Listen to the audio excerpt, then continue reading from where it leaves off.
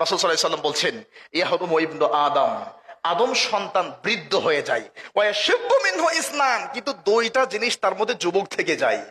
আদম সন্তান বৃদ্ধ হয়, কিন্তু দুইটা জিনিস তার মধ্যে যুবক থেকে যায়। এক, আল হিরসু আলাল মাল, মালের প্রতি টান, এটা বোরার যেমন বাচ্চারও তেমন।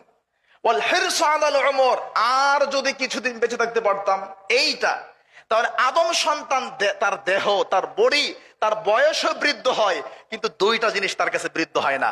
একটা হলো ধন সম্পদের লোভ, আর একটা হলো বেশি দিন বেঁচে থাকার লোভ। তার মানে এখানে সময়ের মূল্যায়ন করার কথা বলা হয়েছে।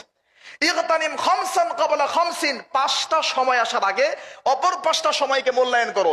শাবাবাকা ক্বাবলা হারামিক, বৃদ্ধ হওয়ার পূর্বে তোমার যৌবন কালকে মূল্যায়ন করো। বলতে বলতে হায়াতাকা ক্বাবলা মাউতিক, মরার আগে তোমার বেঁচে থাকাকে মূল্যায়ন করো। বলতে বলতে আল্লাহ নবী বলছেন ফারাগাকা ক্বাবলা শুগলিক, আরে ব্যস্ত হওয়ার পূর্বে এখন অবসর আছো, এটাকে মূল্যায়ন করো।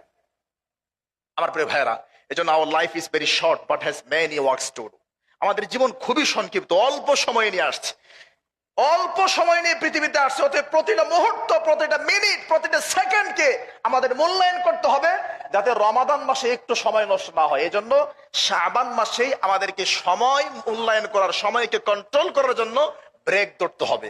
কারণ সময়কে যেভাবে নষ্ট করেছি, রমজানে যাতে একটা সেকেন্ড নষ্ট না হয়, এটা কি 1 নাম্বার করণীয়? মন থাকবে ভাইয়ারা?